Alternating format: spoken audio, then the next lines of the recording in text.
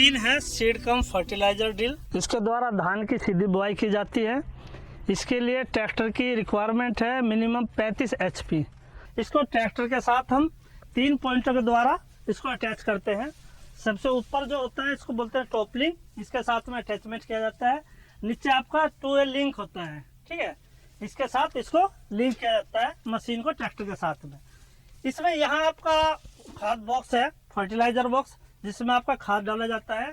लेकिन खाद डालते वक्त एक चीज का ध्यान रखना है कि आपको इसमें दानेदार खाद ही यूज करना है, ठीक है, जिसमें आप DAP यूज कर सकते हैं, आप इसमें NPK यूज कर सकते हैं।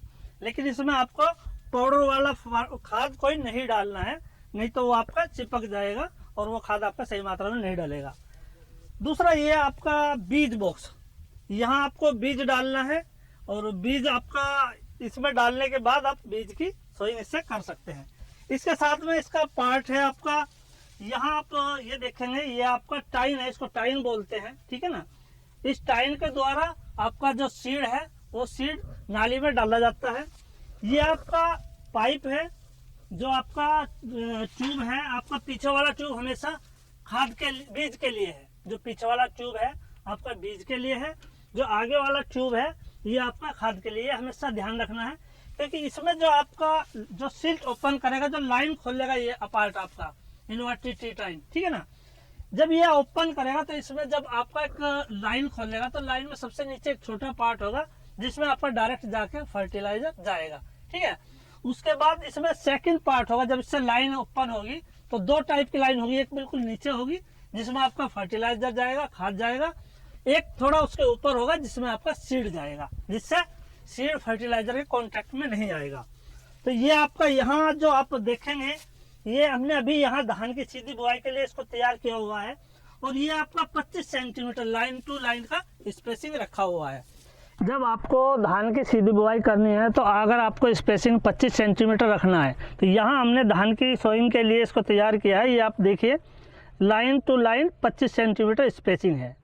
देखिए, इस स्पेसिंग को करने के लिए सबसे आसान तरीका है कि जो फ्रेम जहाँ से स्टार्ट होता है वहाँ से आप इसको टाइन को, फर्स्ट टाइन को आप देख लें कि कितना है। मान लीजिए 30 सेंटीमीटर है तो 30 सेंटीमीटर के बाद फिर आपको एक 50 सेंटीमीटर पे लगा देना है टाइन, दूसरा टाइन, जिससे आगे वाला टाइन उसके सेंटर में लगाएंगे तो 25-25 सेंटीमीटर पे स्पेसिंग कंप्लीट हो जाए।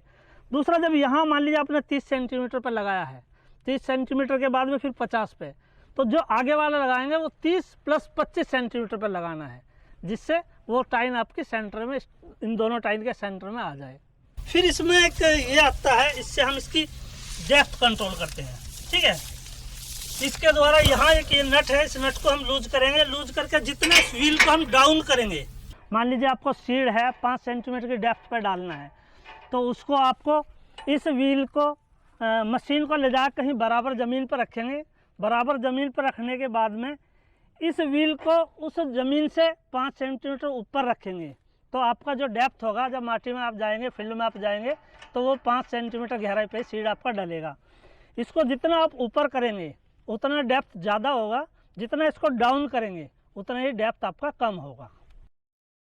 ये फ्रेम है मशीन के पीछे लगा हुआ है। ये इस फ्रेम का रोल है कि जब मशीन को सोइंग के लिए यूज़ करते हैं, जब मशीन से हम धान की सीधी बुआई करते हैं, तो एक आदमी इस मशीन के पीछे हमेशा रहेगा, जिससे जो आपका सीड और जो फर्टिलाइज़र है वो मशीन में जब पाइप के ट्यूब के द्वारा जब जाएगा तो कई बार क्या होता है, जो टाइन है उसमें मिट्टी फंस जाता है और ये ब्लॉक हो जाता है। तो इस ब्लॉक को खोलने के लिए एक आदमी इस पे पीछे हमेशा रहेगा जब तक ये सोइंग होगा। ये जो हमारा फर्टिलाइजर का बॉक्स है, इस बॉक्स में नीचे साइड में ये एक कप लगा हुआ है। ये कप इसलिए कि जो फर्टिलाइजर जाएगा वो कप के थ्रू, ट्यूब के थ्रू आपकी टाइन में जाएगा, ठीक है। दूसरा, यहाँ आप ये हैंडल एक देख रहे हैं, लीवर, इस लीवर से हम फर्टिलाइजर को कम या ज्यादा कर सकते हैं। कितना फर्टिलाइजर डालना वो कैलिब्रेशन करने के लिए, कैलिब्रेशन के लिए यूज होता है, ठीक है। जैसे यहाँ एक ये निशान लगा हुआ है, ठीक है ना। जितना इसको बढ़ाएंगे खाद उतना ज्यादा जाएगा, जितना इसको कम करेंगे उतना खाद आपका कम जाएगा, ठीक है। इसमें सबसे इम्पोर्टेंट रोल टोपलिंग का है, ठीक है। टोपलिंग को हम जो मशीन है, सीड ड्रिल मशीन है, इस मशीन को बैलेंस करने के लिए टोपलिंग का यूज करते हैं, क्योंकि जब ये आपकी फील्ड में चलेगी तो आपकी टाइन आगे वाली टाइन और पीछे वाली टाइन वो लेवल में होनी चाहिए। अगर आगे वाली टाइन ज्यादा लगेगी और पीछे वाली कम लगेगी तो इसका सीड गहराई में चला जाएगा और उसका सीड आपका ऊपर रह जाएगा। इसलिए टॉप लिंक से उसको सीड को हम लेवल कर सकते हैं। इसको टॉप लिंक को जैसे बढ़ाएंगे, जैसे इसको बढ़ाते जाएंगे तो ये पीछे से डाउन होती जाएगी और आगे से उठती जाएगी। जैसे इसको छोटा करते जाएंगे तो आगे से डाउन होगी और पीछे से उठती चली जाएगी। उसके लिए सबसे अच्छा है कहीं लेवल में बराबर समतल जमीन में इसको रख लें और रखने के बाद इसका एक लेवल कर लें और जो डेप्थ है, डेप्थ व्हील से डेप्थ को वही कंट्रोल कर ले। उसके बाद में ही अपने खेत में इसको सोइंग के लिए लेकर जाएं। ये आपका मशीन का मेन व्हील है। इस व्हील का सबसे इम्पोर्टेंट रोल है। अगर ये व्हील आपका चल रहा है तो आपका सीड और फर्टिलाइजर माटी में जा रहा है। अगर ये व्हील नहीं चलेगा तो आपका सीड और फर्टिलाइजर आपका माटी में नहीं जाएगा।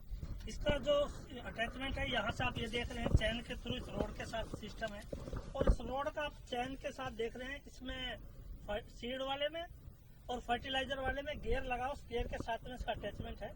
ये पहिया जब आगे चलेगा तो सीड और फर्टिलाइजर आपका माटी में गिरेगा। इस मशीन का बीज का कैलिब्रेशन करने के लिए सबसे पहले आपको जो बीज बॉक्स है उसमें आपको बीज डाल लेना है।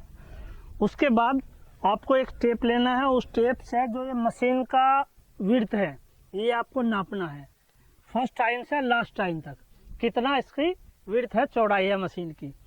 उसके बाद आपको जो आपका व्हील है, इस व्हील का डाया आप ले लेंगे। मान लीजिए इस व्हील का डाया 120 सेंटीमीटर है, 1.2 मीटर है और जो मशीन है इस मशीन की विड्थ आपकी 2 मीटर है।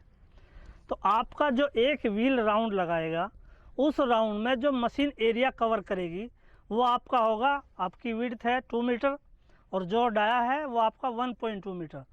तो ये 2.4 स्क्वायर मीटर एरिया कवर करेगी एक राउंड में। मन কৰিব লগা কথা, মেচিন আৰম্ভ কৰা আগত খাৰ যোৱা পাইপডাল পৰীক্ষা কৰি ল'ব লাগে। যদি পাইপৰ মুখ কেনেবাকৈ বন্ধ হৈ থাকে তেন্তে সেইবোৰ সাফা কৰি মুকলি কৰি ল'ব লাগে। মেচিন চলোৱাৰ সময়ত এজন ব্যক্তিয়ে মেচিনৰ পিছত থাকি লক্ষ্য কৰিব লাগে যাতে বীজবোৰ 2.3 সেন্টিমিটাৰ গভীৰত পৰিছে নে নাই পৰা। যদি নাই পৰা তেন্তে হাইড্ৰলিক সিড ড্ৰিল মেচিনৰ সহায়ত চকাৰ দ্বাৰা সঠিক গভীৰতাত পৰাটো নিশ্চিত কৰিব লাগে। সহায়ক চকা তলত থাকিলে বীজ কম গভীৰতাত পৰিব, ওপৰত থাকিলে সঠিক গভীৰতাত নপৰে। যদি চলি থকা অৱস্থাত বীজ বা সাৰৰ পাইপ জাম হৈ যায় তেন্তে লাঠিৰ সহায়ত জামটো খুলি দিব লাগে। সিড ড্ৰিল মেচিনেৰে ইউৰিয়া প্ৰয়োগ কৰিব নালাগে।